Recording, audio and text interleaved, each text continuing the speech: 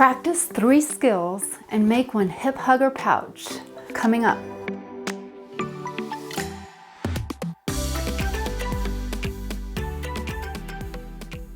Today I'm going to be showing you how to make this little hip bag, and it's a really quick and simple little pattern. The reason why I was looking to make something like this is because I usually wear scrubs at work. We have Casual Friday where we can wear whatever we want. Without the scrubs, there go all the pockets, and so I still needed something to be able to carry pens, highlighters, calculator, phone. So I wanted something that I could easily put on a belt. And I'll show you exactly. The back has a little built-in strap. I made several variations for today's tutorial. This little pouch is really terrific because not only can you wear it on your hip, but you can also make it into a crossbody. Add D-rings, but you just clip it on. The one that we will be making is with a pocket. This one actually I made with a vinyl front pocket. Drop comments below so I know what you'd like to make. Find the content in this video useful, please give it a thumbs up and click subscribe if you'd like to see more videos like this. If you would like to be notified of when those videos come out, just click the bell below. 3 foundation skills that you will learn in this tutorial include placing a zipper in a lined pouch, sewing around curves, and adding a pocket onto a pouch. So let's get started.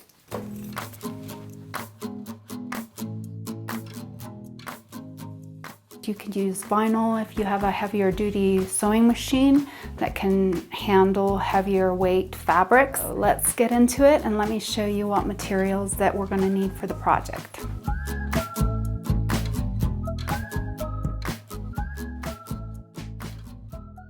A rotary cutter and mat, rulers. You don't have to have all this stuff, but it is nice to get some straight angles. I'll be using this vinyl. Use non-woven fabric, such as vinyl I used, or some sturdy canvas to make the strap where you will put your belt through. So depending on the width of your belt, you may need to adjust the width, but I'm going to cut a piece that is 6 inches by 2.5 inches wide. You can adjust this length. You just want to make sure that it's 2 inches narrower than the width of your bag. So whatever the width is of your pouch, just make sure that you're cutting the strap piece 2 inches shorter so it doesn't get caught in the seams and your belt can move freely.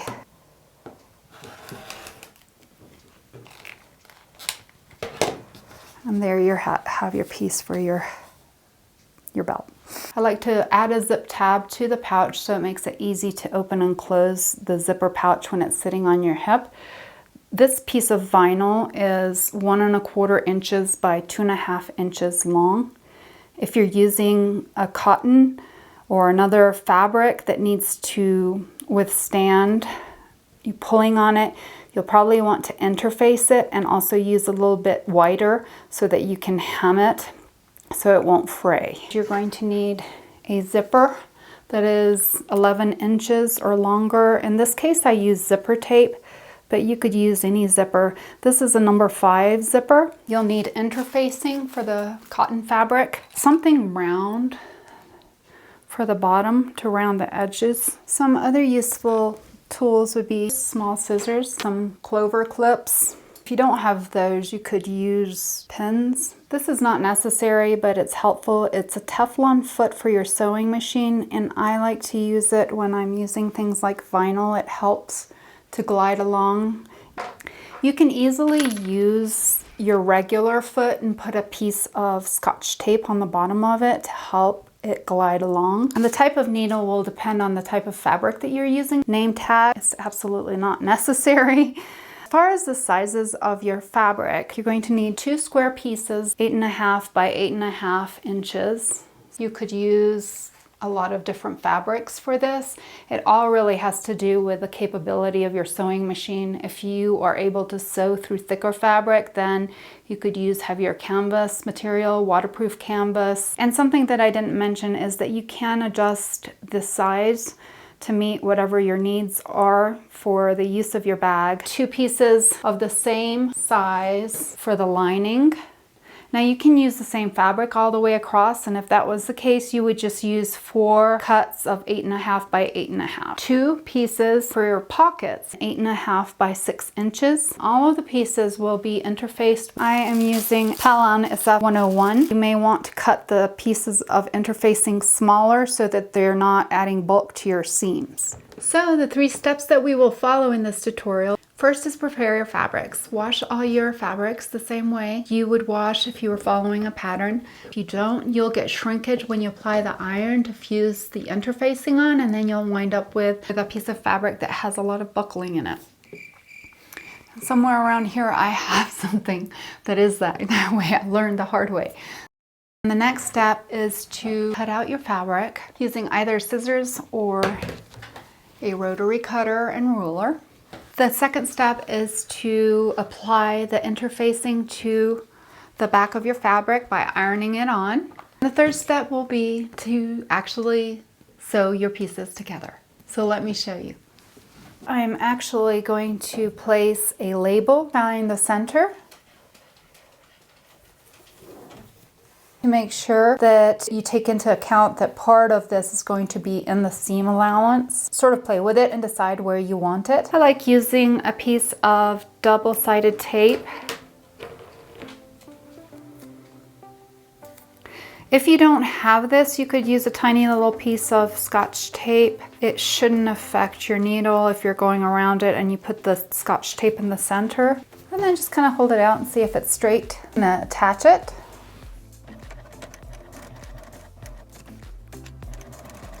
Take your 2 pocket pieces and place them right sides together. And you're going to pin them across the top. The seam that we're going to make is a 3/8 inch seam allowance, and I'm just using this little measuring gauge so that you can see, going all the way across. Back stitching at the beginning and end using a 2.5 millimeter stitch length.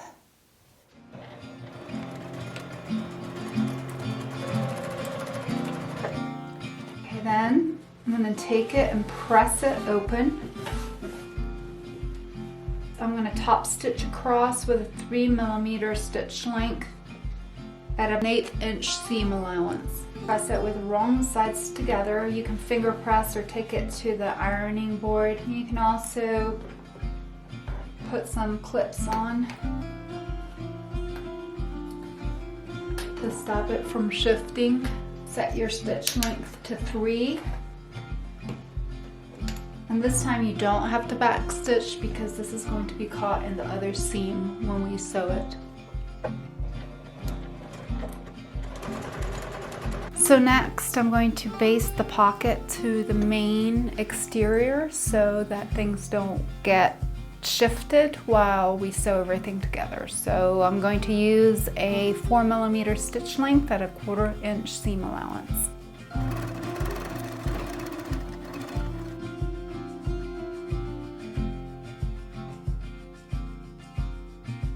Okay, now I'm going to show you how you get this offset zipper. You'll take your exterior fabric, the one that has the pocket on it, and we're going to cut across where we want that break to happen. Line it up, get your ruler, and decide where you'd like the zipper to break that fabric.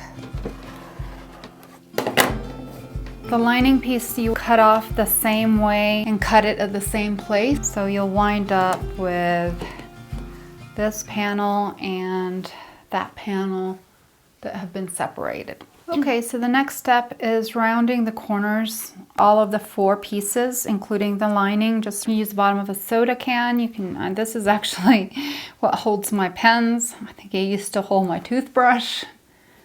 And place some marking on that side as well as the other side. And then take scissors and cut those corners. If your edge isn't exactly matching, no worries, that's inside the seam allowance and we can trim it off straight. So now let's apply the zipper. Okay, so take the main panel that you've just cut, and you want to center your zipper. It doesn't have to be exact, but make sure you have extra on either side. Flip it with the right side of the zipper facing the right side of the fabric, and the zipper pull is going to be on your right hand side. So I'm going to take some clover clips and pin all the way across. I prefer using clover clips over pins because if you use pins, you get the buckling effect. And that's when you get a crooked line with your zipper placement. So take it over to the sewing machine. Do a basting stitch first. That is the other trick, is to make sure that your zipper is nicely secured. Some people use double-sided tape. You could do that, but I just like using a basting stitch of like a 4 to 5 millimeter stitch length. I do it at about 1/8 of an inch away from the edge, and making sure that I have the zipper foot on. Mine is a narrow foot that comes with the machine, so I don't have to worry about it, but if you have a zipper foot, now would be the time to put it on. Okay, you want to make sure that the zipper head is out of the way so you get a nice straight line and don't have to work around it. We have extra on purpose so that you can keep the zipper head off, but if you for some reason had a shorter zip and your zipper head was, say, in the middle, I'm going to show you how to work around it and still get a nice straight line. So begin, you don't have to back stitch because this is just a basting stitch and it will be caught in the seam. Again, stitch length of 4 to 5 millimeters.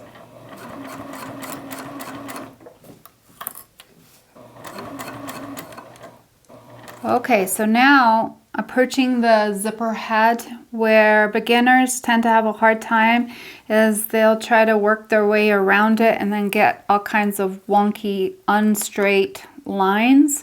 So the best thing to do is, as you're approaching the zipper head, you want to make sure you stop with the needle down, lift the presser foot, move the zipper head out of the way, and then rotate back and lower your presser foot and continue the straight line.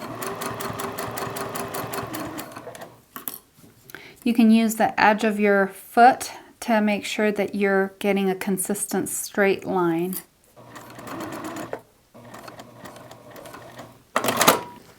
Just be careful here because there is no zipper stop, so you don't want to go flying off with a zipper head and then have to start all over again. So now take the lining piece that you just cut. You're going to place it face down. I'm going to pin it, making sure that edges are square with the main fabric. You want to make sure that you have the right sides of the fabric facing each other. So I'm going to go ahead and clip all the way across.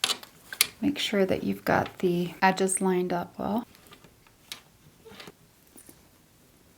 Okay, at this point, I'm going to take it over to the sewing machine and stitch all the way across at a 1/4 inch seam allowance using a 2.5 millimeter stitch length. Now, depending on the width of your zipper, that may vary, but essentially what you're doing is you're going to take your zipper foot and nestle it in against the teeth of the zipper so that you can run a nice seam along the teeth edge. I like doing it at about 1/4 inch in to get a nice straight line. But again, this may vary depending on the width of your zip. Okay, so changing the stitch length to 2.5, and as you can see, zipper foot runs nicely against the zipper teeth. I'm going to back stitch the beginning and end to secure the stitches and turn on the sewing machine.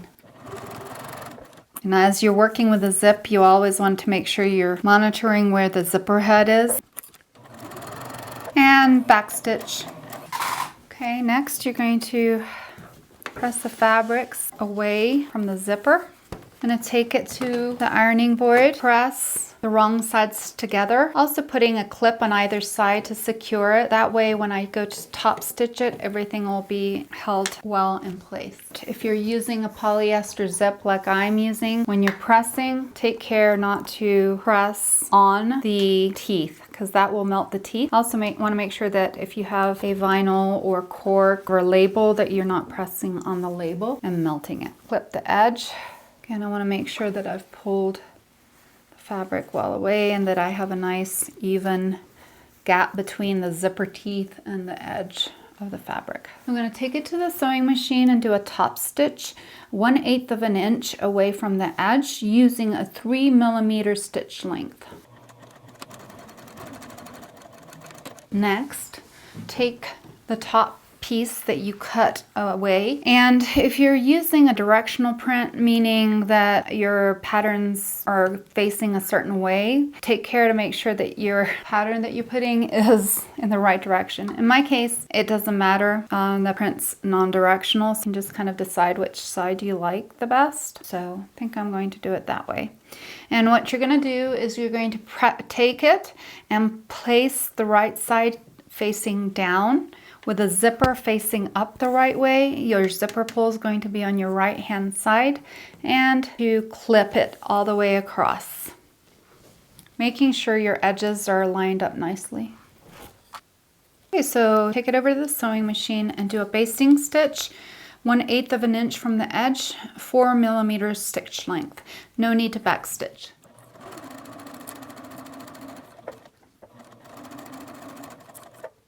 That was a generous 1/8 of an inch. Next, take your lining piece and then take the right side of the lining and place it down so you have a zipper sandwich, and you can check yourself to make sure that you've got everything going the right way. Pin all the way across. Take it to the machine, and depending again on the width of your zipper, you're going to stitch the same distance away that you did on the other side. So that, in my case, it was 1/4 of an inch. So I'm going to zip down, set the stitch length to 2.5mm and back stitch. The next thing is top stitching across the wrong sides together. Push it away and press it before you top stitch. You can clip the edges before you top stitch across. I'm going to take it over to the sewing machine and top stitch all the way across with a 3mm stitch length, 1/8 of an inch away from the edge.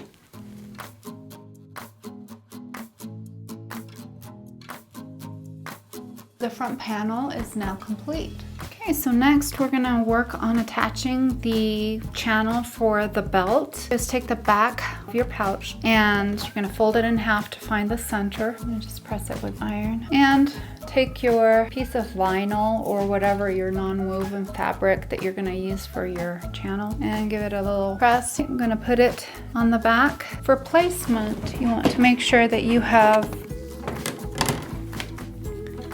about an inch on either side. You may have a little bit more, but just get it evenly centered. So in my case, I have 1 1/4 inch on either side, and then placement wise, I'm going to place it 2 inches from the top. Just don't forget that part of this is going to be in the seam allowance. Back stitch at the beginning and end of this because you want to make sure this is on very securely, because it's going to take a lot of pull every time you put a belt on it. And stitch across. I'm going to do a little bit longer stitch length since it's a little bit thicker fabric with a vinyl. Switch to the Teflon foot. Now if you're attaching a piece of Scotch tape, slit the area where the needle is between the feet. Again, I'm going to do about 1/8 of an inch seam allowance with a 3.5mm stitch length. Back stitching at the beginning and end. You could also do a double line and then repeat on the other side. I think I'm going to do an extra little line of stitching on either side to make it super strong. There's the double line of stitching. I think it kind of adds an interesting detail. I'm going to switch from my Teflon foot. Okay, so now the fun part. We're going to attach the front panel and the back panel. Take your front panel and put your back panel, flip it, and don't worry if it doesn't match at the bottom all the way. The reason why it may not match is because you may have used a different size zipper. You can always trim it to size to make sure that everything is matching. But you're going to clip all the way around. And before I forget, open up the zipper. There you go. Okay, so I'm going to clip all the way around. And as you're clipping around, you want to make sure that the sides are matching up as well. May not be perfect, but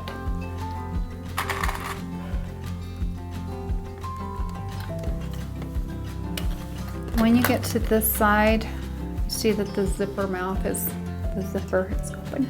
Okay, here's a tip for you. Don't do like I did. No, just a quick tip. You can run stitches before you put it together. I could do it even now actually, just to show you. But you can put your zipper teeth together and run a stitch back and forth across the zipper teeth. Being careful, of course, but that way it'll secure it in the closed position so you're not having to fiddle with it. So I'm just holding it closed. And again, this is a nylon zipper, not a metal zipper, because if it was a metal zipper, I wouldn't be sewing over the teeth. And then back stitch again over it. And back again.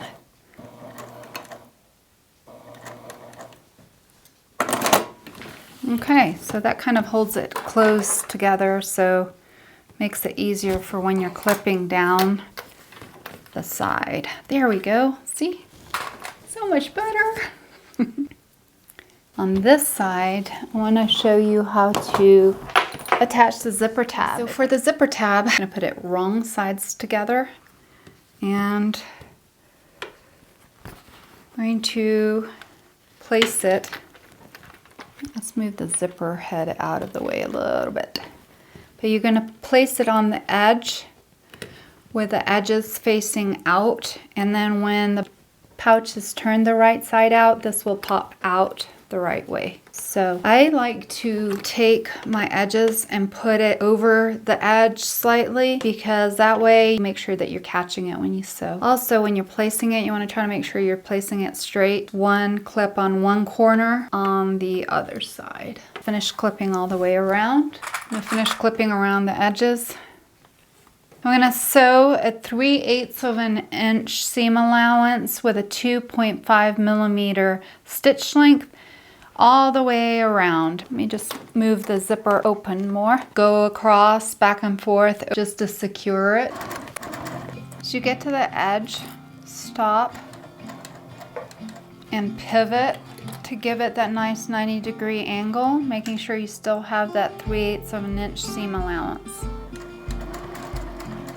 Okay, it's starting to get thicker, so be careful here.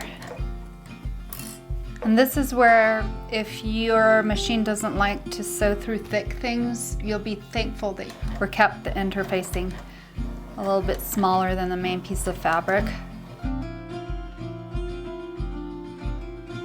I'm sewing over the vinyl tab as well, so it's a little bit thicker. When you come off from that little hump, give it a little back stitch right there. Talk about how to go around corners as your other foundation skill.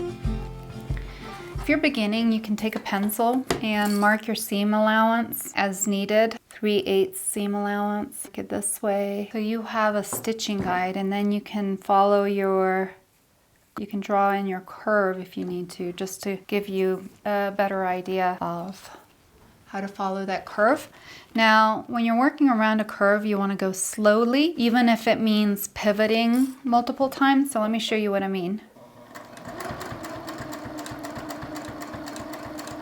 So here I am, I'm coming around the corner, so I'm going to lift and pivot as I work my way around the corner until you feel comfortable. So lift and pivot.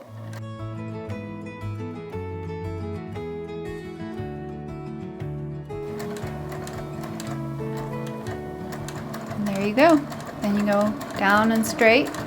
So you get more comfortable. You'll feel comfortable in just taking your fabric and gently pivoting it around, following your seam allowance.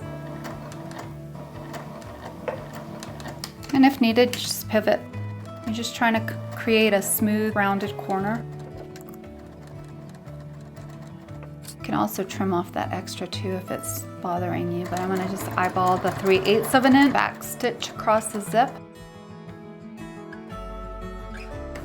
So there you have it. Okay, so now it's time to use the last lining that you should have. You're going to have the right side of the lining facing up, and you're going to take the last piece of lining, and with right sides facing each other, you're going to lay it on top, and you're going to make sure all the sides are lined up, and the bottom and the top, and you're going to clip all the way around You're gonna leave a turning gap at the bottom of about 3 to 4 inches. If you have extra at the top, it's because we sort of trimmed the bottom, or it also could be because you used a different size zipper, width of zipper. No worries here, you'll just trim it off. I'm gonna sew with a 2.5 millimeter stitch length, and again, I'm gonna use the previous line stitching as my guide. Back stitch at the beginning and end.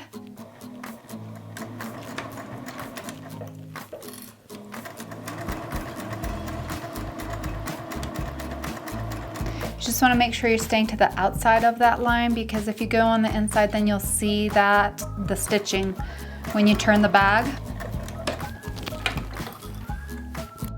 You want to stop just past the corner and back stitch. Cut your threads, jump over the gap, come just before the curve, and you're going to back stitch again and go all the way around to the top. Slow down over your vinyl or thicker tab. Back stitch again. So now for the fun part. Now I'm going to trim all the way around. The only place that I don't want to trim is at the turning gap. I want to make sure I'm leaving the complete seam allowance so that when I go to close it and do a slip stitch, I have plenty of room to work with. So I'm just going to kind of veer off when I'm cutting. You're going to also cut off the tails of your zipper. Leave a little extra for your tab. I wouldn't cut it too close. There you go. Veer in. And veer off right there by the gap. And kind of, there you go. Resume on the other side and keep going all the way around. At the top, on the 90-degree corners, you want to just trim those without cutting into the seam, and continue trimming across the top. And again on the diagonal across that 90-degree angle. Okay, for the fun part. Okay, so now I'm going to turn it inside out. That's why you want to do some back stitching at the gap. That way it's reinforced. And when you turn it inside out, you'll have the lining facing out. You see, I went over, you can see those stitches. You won't see it because it's on the lining, but still, now you know why I said to try to stay to the outside of the line of stitching. Okay, so this next part is going to require a little hand stitching. So you're going to do some slip stitching and close the hole in the lining. So I'm going to do that off camera just because it takes a little while. Okay, so the slip stitching is complete. We're going to turn it the right side out.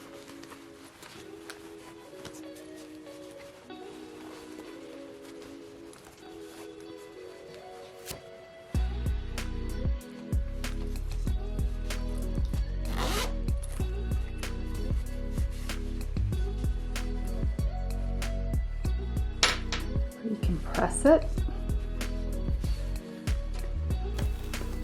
So here you go. To practice your bag maker sewing skills, check out the Lotus pouch. It's a free design and tutorial, and I'll link it so that you can follow along to make these clear plastic pouches. You'll get to practice how to place a zipper, how to go around curves. I'll show you how to add an exterior D-ring and how to do binding. Happy sewing.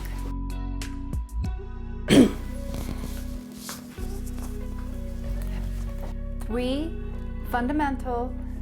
fundamental bag making techniques. Practice 3 fundamental. How to. If you really want to do me a favor, click subscribe.